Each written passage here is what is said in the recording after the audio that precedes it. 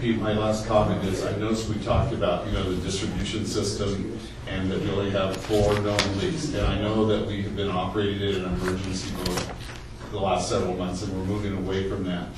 My question comes to play is, knowing that we have a limited staff, and our team, I'm going to use the word, did leak repair, not line replacement. Should we start looking for a contractor today that we can call in and get on contract so that we can respond more aggressively for line replacement? I know the grant is coming, that we're going to use part of that grant money to go out and do some major maintenance on the system, but for an interim basis so that we can aggressively go out and get, and I'm not saying repairs, I'm going for service line replacements again, because I don't think the leak repairs do us any good. I think that's just a cheap Band-Aid for a little bit. Right. So we need to really, so my question is, should we start looking for a competitive contractor today once we know we're going to be outside of the emergency bid? So they have somebody in hopper that we've agreed upon, that we've gone through all the bidding processes and so on and so forth, to prepare us now for a couple of months from now. Because I know we've all talked about if we go out for bid, it takes 2 or 3 months to have somebody, so we're not operating in a reactive, but we're being in a proactive. So that was my concern about with what Randy had shared in his report. The other thing that my question, and I got a little bit confused on, is we're talking about replacing a motor at the intake on the barge. Is that on the actual floating barge, or is that an additional booster at the top of the hill? I was confused on that. What are you reading out of Randy's report? No, I read it somewhere. Yeah, I read it. It's in my report. Okay. And it's also a status update on the agenda, I believe. Okay. That is the booster. That is the backup pump that is part of the emergency pumping system from the float barge. There's 2 pumps and motors on the barge, okay, so you can go back and forth. Right. But when you come out of the tank, there's only one. Right. Exactly. It was, to me, it was a little confusing, and I thought I had it in my mind of what was correct.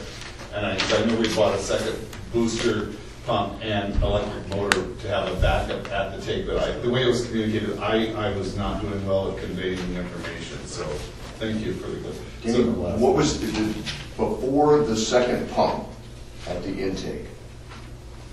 Go backwards in your. My comment was, can we or should we? Oh, the leak. Yeah, the competitive bidding. I think there's 2 things. I think we should. It's a good point, because as I was writing the report, I was thinking about the fact that we will be going out to bid to do a certain number of service line replacements that we direct. Here's an area, whatever it is, and we will get bids competitively from a number of contractors to do that work, those identified service lines. But as far as work that's not related to the wells and finishing those up by the end of June, that is something that we should go through a process and see if we can get bids. But we can't take that, if we get those contracts in place to do the service line repairs or replacements one at a time, we can't transition that into just starting on the big. No, I agree. To me, it's 2 separate. I think we should go forward with it. This is a stopgap.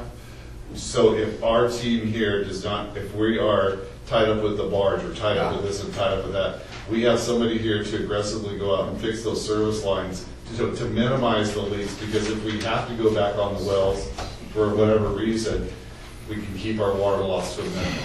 And then I know that the meter project and all those things to try to identify the key areas within the subdivision to fix the leaks is, that's coming along as well. But this was just a stopgap, that's what my thought was. Okay, you have one more from Russ, and then we'll go to It's come up 2 or 3 times already. Everybody's concerned about using the wells unnecessarily. I would like to make sure we get on a future agenda to take a look at recharge.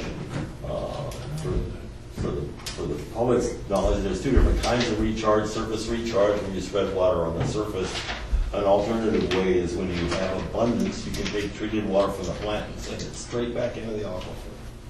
And both of those are accepted means, and we could look at that as methods of recharging our groundwater while we got lots of lake water. So I want to get that on the agenda. All right. Okay, with that public comment. You ready? I'd like to go back to that technicality of the shrinking the water waste. If, as I understand it, the effluent is the water out, and so if we have a leak in Pukalewski's new pipe, we never know it unless we got our feet wet.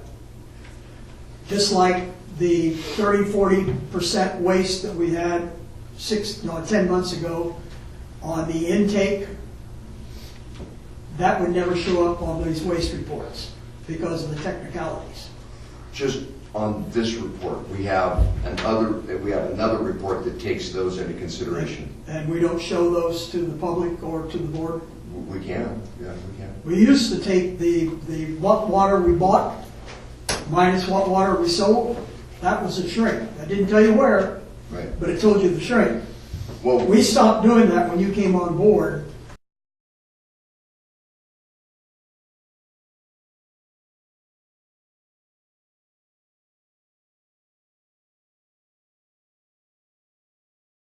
And now we measure it from the effluent, where we got all the intakes, and we can waste the hell out of that, nobody ever see it. And that's what's been happening.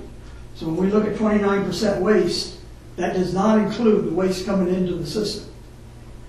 that's true. The That's purpose all- of focusing, just to clarify on that particular issue, the purpose of focusing on this item alone is because it was a contracting issue, it was a customer service issue, it was the district was looking bad by not getting to these leaks.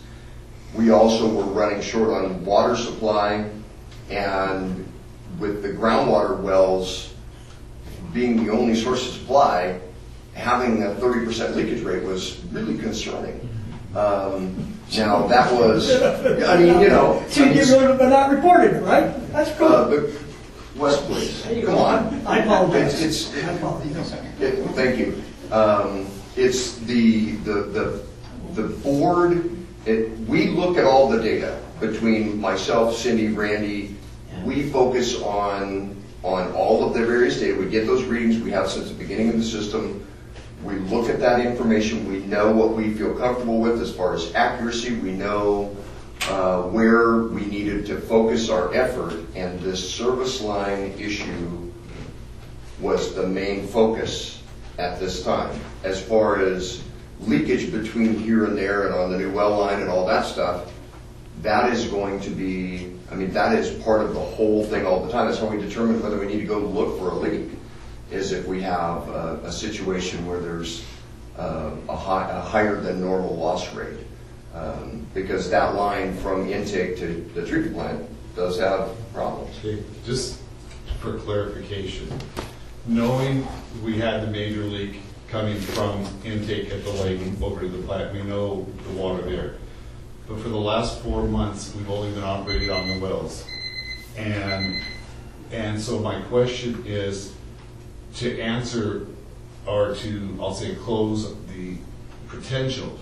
How much would it cost us to find out, have somebody look at those key lines that come directly from the wells to the treatment plant to see if we have any major loss? I know there's sounding equipment just to do that small section, because those wells are not going a long distance, because I know that we probably have a valve coming from the lake that we could shut off, so we know that we're not pumping it back to the lake, theoretically. I mean, I'm hoping that there's a check valve out there that, we're not pumping filled fluid. Right.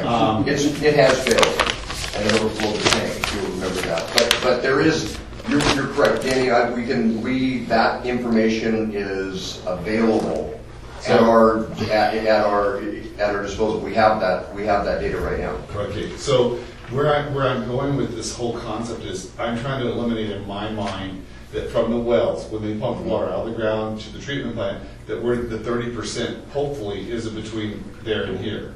That's what my thought is. So if you could bring that, say, okay, whether you want to use March, April, May, or all the months, we pump X number of water out of the wells, you know what records we have, and we receive that much water. That will then answer the question to the board and the community that we don't have leaks in that system. And that will say, okay, now we know that the loss are out in the distribution system or theft or whatever. So that might help us, and it just kind of eliminates a question out there, or, well, we don't know, but we do know if we answer that. So that might be, I would like to see that next month, you know what I mean? You just bring what we pumped out, and if we start going on the late between now and then, give it to us for the first 4 months. That would be ample. It just kind of says, okay, we don't have a distribution problem or an underground problem between here and there. So just a suggestion. Okay, I'm sorry I got off on that. Any other public comment? Yes, ma'am. I don't know. Please stand up. My name is Pat Fernandez. Hi, Pat. I would like to know how deep your wells are and what do they pump per minute? Okay. You want to hit it? 200, an average would be 250 feet.